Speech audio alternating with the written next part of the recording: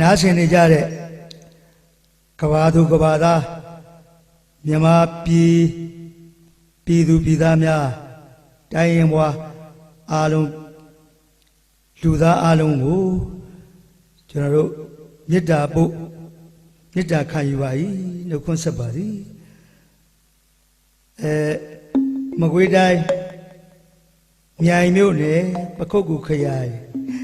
မကွေးတိုင်းပခုတ်ကူခရိုင်မြိုင်မြို့နယ်ကြောက်ကံကျေးရွာအုပ်စုတည်ရင်းမြင်ရွာလို့ကျွန်တော်ဇာတိရွာကိုပြောပြတာပါကြောက်ကံကျေးရွာအုပ်စုကြောက်ကံကျောင်းရတည်ရင်းမြင်လို့သုံးရွာအုပ်စုတို့မှာတည်ရင်းမြင်ဆိုတဲ့ရွာဌာနမှာကျွန်တော်တို့နေထိုင်ရအရာဖြစ်ပါတယ်ကျွန်တော်တို့ရွာလည်းဒီခုကမ္ဘာကပ်ရောဂါရဲ့စီကံချက်နဲ့အညီအာကစားနဲ့ကျန်းမာရေးဝန်ကြီးဌာနမှပေးထားသောစီကံချက်နဲ့ညီအားလုံးနဲ့ဆောင်ရွက်ကြပါသည်ဒါကြောင့်ကျွန်တော်လည်းအိမ်လုံးမှနေပြီးတော့ကိုပညာကလေးတွေထိမ့်သိမ်းရေးသားအားလုံးလေ့ကျင့်ပြီးတော့အခုလိုတင်ပြကြပါတယ်အားလုံးကလည်းနိုင်ငံမှာရှိကြတဲ့ပညာရှင်တွေကလည်းအားလုံးသတိပေးကြတယ်အတန်းလုံးဌာနတွေကလည်းသတိပေးပြီးတော့စကားနဲ့သတိပေးခြင်းကြပြာနဲ့သတိပေးခြင်းတချင်းနဲ့သတိပေးခြင်းဆိုတဲ့ရုပ်ပိုင်းဆိုင်ရာတွေရောအားလုံးကျွန်တော်တို့တွေ့မြင်နေကြရတာဖြစ်ပါတယ်ဒါကြောင့်စီကံရိပ်ကျင့်တဲ့အညီကာယောဂမပြန့်ပွားနိုင်ရေးအတွက်ကာဝယ်ထိန်းချုပ်နိုင်ရေးအတွက်အားလုံးကပြည်သူတွေတာဝန်ရှိသည်ဆိုတာဒါအားလုံးရဲ့သိပြီးသားဖြစ်ပါတယ်ဒါကြောင့်ကျွန်တော်တို့လည်းကျွန်တော်တို့ပညာရတဲ့ထိမ့်သိမ်းကာဝယ်ထိမ့်ချုပ်ခြင်းအပြင်ဒီသချင်းလေးနဲ့သတိပေးခြင်းဖြစ်ပါတယ်ဒါကြောင့်သမတမြန်မာနိုင်ငံတော်တို့မှနေကြတဲ့ရဟန်းရှင်လူပြည်သူပြည်သားသူတော်ကောင်းအပေါင်းတို့သတိပေးသချင်းကလေးဖြစ်ပါတယ်ဒါကြောင့်ဗုဒ္ဓဟောကြားသောအပမာဒတရားသည်သတိတရားကိုရှေ့ကြပါစေဆိုတာဒါဗုဒ္ဓရဲ့အဆုံးအမတရားတော်ဖြစ်ပါသည်ဒါသတိတရားနဲ့အရာရာမှာနေထိုင်ကြပါလို့ဒီလိုလေးတချင်းကနေသတိပေးတဲ့အနေအထားကိုရေးစထားခြင်းဖြစ်ပါတယ်ဒါကြောင့်ရွှေနာပန်ဆင်နိုင်ရရဒီတကျဲစဉ်စိန်အောင်လွယ်ဆိုတော့ကျွန်တော်တီးတဲ့ဆိုင်းဆရာအနေနဲ့ကိုပညာတတ်ထားသောဤအကြောင်းအရာလေးတွေကိုရကြပါစေလို့ဒါမေတ္တာဖြင့်ဆောင်ရွက်ပေးခြင်းဖြစ်ပါတယ်ခင်ဗျာရွှေနာပန်ဆင်ကြပါရော့အားလုံးမေတ္တာဘုမေတ္တာခံယူပါခင်ဗျာ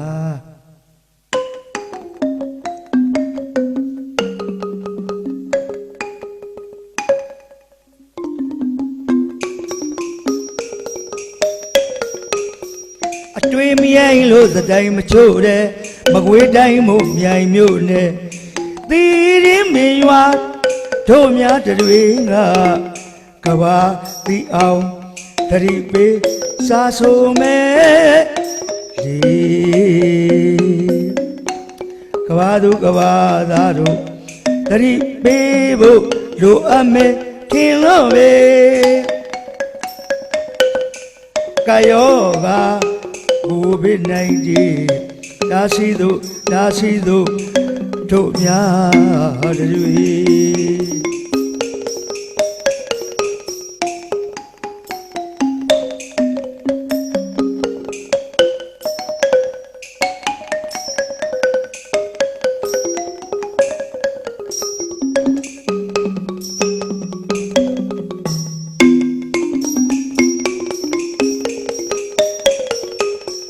တွေ့မြိုင်လို့စတိုင်မချို့တဲ့မကွေးတိုင်းမို့မြိုင်မြို့နဲ့သီရင်းမင်ရွာတို့များတွေကကဘာတီအောင်သတိပေးစားဆုံးမဲ့လေကဘာသူကဘာသားတွေကသတိပေးဖို့လိုအပ်မယ်ထင်လို့ပဲကာယောဂCOVID-19 ဒါစီတို့တို့များတွေ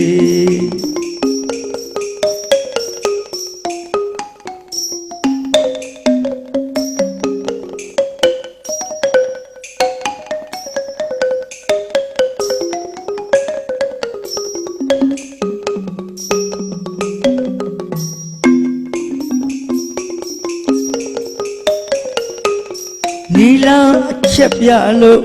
ခရီးရမထွက်ကြဖို့စီကံမပြည့်ရတို့တာဝန်ပဲ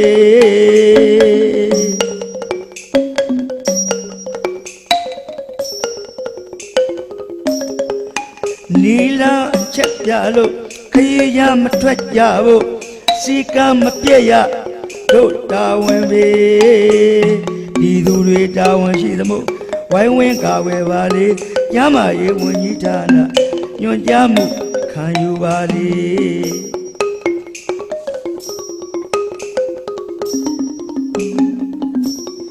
ကူးစက်မှုမပြန့်ပွားအောင်လို့အိမ်တွင်းမှာနေပါလေသုံးမေကွာနေထိုင်ကြလို့မိသားစုပျော်ရွှင်ကားလေ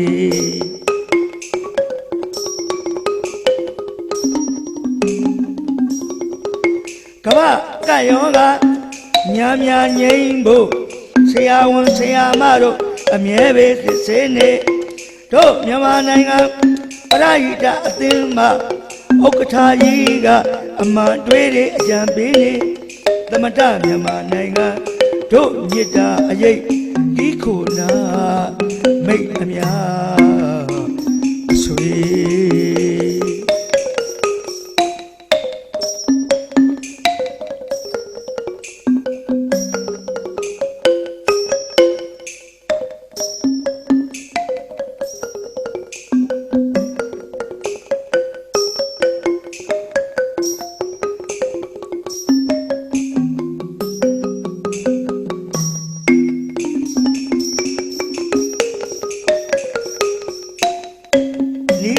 ချက်ပြလို့ခရီးရမထွက်ကြဘူးစီကံမပြည့်ရ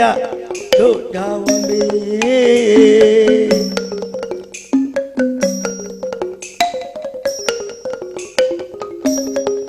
နီလာအချက်ပြလို့ခရီးရမထွက်ကြဘူးစီကံမပြည့်ရတို့တာဝန်ပဲဒီသူတွေတာဝန်ရှိသမို့ဝိုင်းဝန်းကာဝယ်ပါလေကျမ်းမာရေးဝန်ကြီးဌာနညွှန်ကြားမှုခံယူပါလေ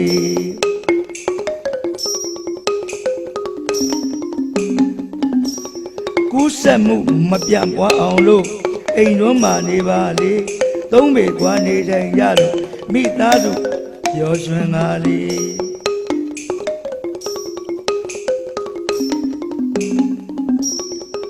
ကမ္ဘာကယောဂများများငြိမ်းဖို့ဆရာဝန်ဆရာမတို့အမြဲပဲစစ်ဆေးနေတို့မြန်မာနိုင်ငံပရိဟိတအသင်းမှဥက္ကဋ္ဌကြီးကအမှန်တွေးအကြံပေးနေသမတမြန်မာနိုင်ငံတို့မြစ်တာအရေးဒီခုနာမိတ်များအဆွေ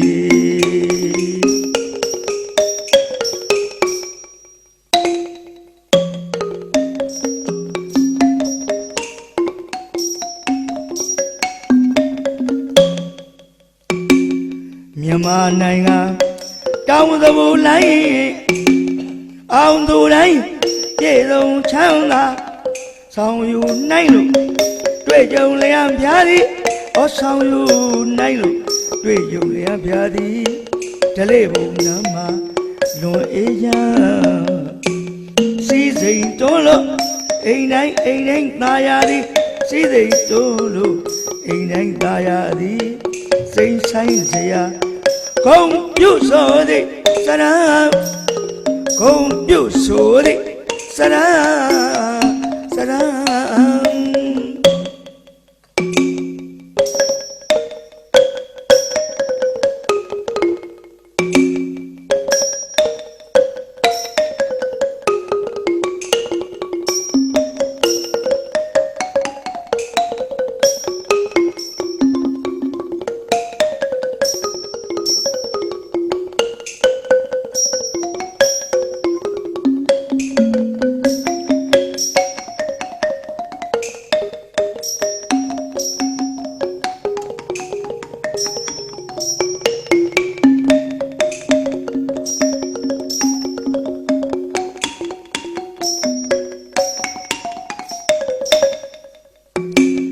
မြန်မာနိုင်ငံတောင်သဘူလိုက်အောင်သူတိုင်းပြေဆုံးချမ်းသာဆောင်ယူနိုင်လို့ တွေ့ကြလျံပြာသည်ဟောဆောင်ယူနိုင်တွေ့ကြလျံပြာသည်ဒလေးဘုံနာမှာလွန်အေးရစီစိန်တော်လို့အိမ်တိုင်းသာရသည်စီစိန်တွေတို့လို့အိမ်တိုင်းသာရသည်စိတ်ဆိုင်စရာခုံပြုဆိုသည်စရံခုံပြုဆိုသည်စရံ